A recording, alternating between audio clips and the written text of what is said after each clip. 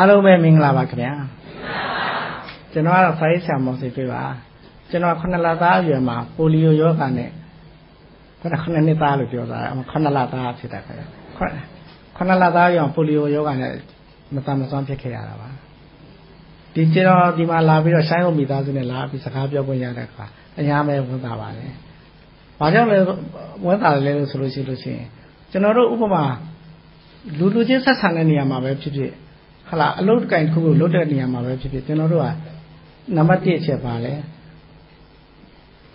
နံပါတ်1အနေနဲ့ကျွန်တော်တို့ဟာလာအနစ်နာခံတယ်ဟာလာနောက်တော့သဘောထားကြီးရယ်ကျင်နာမှုရှိတယ်ဟာလာမျှဝေခံစားတယ်တာဝန်ယူမှုရှိတယ်ဟာလာအဲ့ဒီတာဝန်မှုရှိရဆိုရင်ဒီလိုအကြောင်းအရာတွေကလူတိုင်းကသုံးရတယ်ဟောလေဆက်သွယ်ရတဲ့အကြောင်းအရာပါပဲအဲ့ဒီအကြောင်းအရာတွေကဘယ်မှာလဲဆိုဒီဆိုင်ဟုတ်မိသားစုကသူတို့ရဲ့အခြေခံသဘောတရားလို့ကျွန်တော်သိရတယ်ကျွန်တော်ပုံဝင်တာပါနောက်တစ်ချက်ကလည်းဗာလဲလို့ဆိုရင်ကျွန်တော်ဒီဆိုင်ဟုတ်မိသားစုကိုကြည့်တဲ့ကာလမှာသူတို့ကအကုန်ပေါ့လေအများအကျိုးအတွက်ကိုဆောင်ရွက်တယ်ဟာလားအသက်ရှည်ကအနာမည်ကြောင်းပေါ့လေဟာလားဒီကျမကြီးအတွက်ကိုဆောင်ရွက်တယ်အဲ့လိုဆောင်ရွက်တဲ့ကာလမှာဒီလိုဆောင်ရွက်တဲ့အဖွဲ့အစည်းတစ်ခုနဲ့ကျွန်တော်ကြုံကြတဲ့အခါမှာကျွန်တော်အရင်ကစကားပြောချင်ပါတယ်ပြောချင်ပြီးခဲ့တဲ့တစ်နှစ်လောက်ကစပြီးတော့ကျွန်တော်ဆက်သွယ်မှုရှိပါတယ်ဒါအဲ့ဒီမှာပဲဘာဖြစ်လဲလို့ဆိုတော့ကျွန်တော်ကဒီစကားပြောတဲ့အခါမှာလေပြတ်သွားတယ်အစအဲ့လိုမဟုတ်ဘူးခင်ဗျာအခုနောက်ပိုင်းမှာကျွန်တော်ဖြစ်တာအဲ့တော့ကျွန်တော်စိတ်ထဲမှာနည်းနည်းလေးကြာသွားလို့ရှိရင်ကျွန်တော်ပြန်ကောင်းသွားလိမ့်မယ်ထင်တယ်ကျွန်တော်ဘက်ကလည်းချိန်ဆွဲတော့ကြာပါတစ်နှစ်လောက်တောင်ကြာပါတယ်ဒီဘက်ကလည်းပဲပေါ့လေဟာလာသူတို့ပေါ့လေဒီအလှည့်မပေးနိုင်တဲ့အကြောင်းတခြားကိစ္စတွေရှိပါလိမ့်မယ်အဲ့လိုအကြောင်းနဲ့ကျွန်တော်အခုတစ်နှစ်လောက်ကြာမှကျွန်တော်တွေ့ရပါဘာပဲဖြစ်ဖြစ်တွေ့ရတဲ့ခါမှာကျွန်တော်ဝန်သားအားရပဲစကားပြောမယ်လို့စဉ်းစားပါတယ်ပြီးခဲ့တဲ့ဟိုတဲ့ပေါ့လေဆရာမကြီးရဲ့မွေးနေ့ကျွန်တော်ခွဲကြမှာဆရာမကြီးနဲ့ဆုံပါတယ်အဲ့တော့ဆရာမကြီးကဒီဇင်ဘာလထဲမှာတဲ့စကားပြောဖို့ပေါ့လေသူပြောတယ်ကျွန်တော်အဲ့တော့ပြောနိုင်တဲ့လောက်ပဲပြောမယ်ဆိုတဲ့စိတ်နဲ့ကျွန်တော်လက်ခံလိုက်ပါတယ်အဲ့ကျွန်တော်ဘာကြောင့်ဒီလိုပေါ့လေဆိုင်းဟုတ်မှာစကားပြောကျင်လဲဆိုတော့ဒီဆိုင်းဟုတ်ရဲ့မိသားစုအနေနဲ့ကဒီကျမကြီးရောအသက်ရှည်ရေးပါပေါ့ဆောင်ရွက်နေတဲ့အပြင်ခုလိုပေါ့လေဟာလား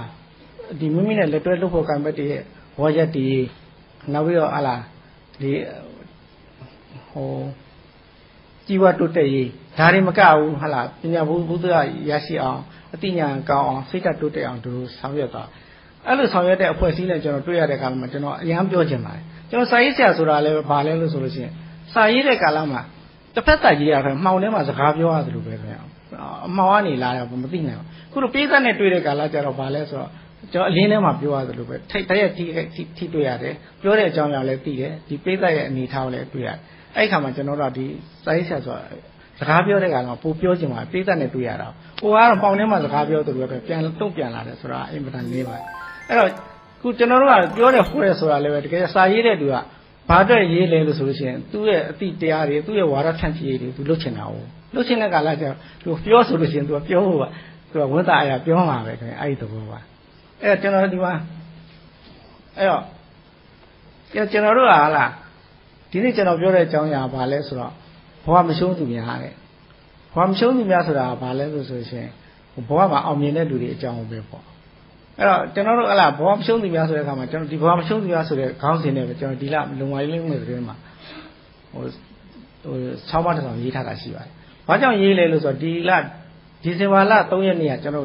ပြည်ဆိုင်မှာတန်းစားမှုရနေပါအဲ့ဒီမတန်ဆောင်ရနေတဲ့နိုင်ငံတော်ကလည်းပဲသူဒီအပွဲတွေကိုသူကျင်းပပါတယ်ကျင်းပတဲ့လမှာပဲကျွန်တော်တို့ကလည်းဒီလှုပ်ဆော်လူမှုဝန်ထမ်းပေါ့လေလှုပ်ဆော်ပေးပါဆိုလို့ကျွန်တော်ဒီလှုပ်ဆော်တဲ့သဘောနဲ့ဆောင်းပါးတွေပါရေးတာ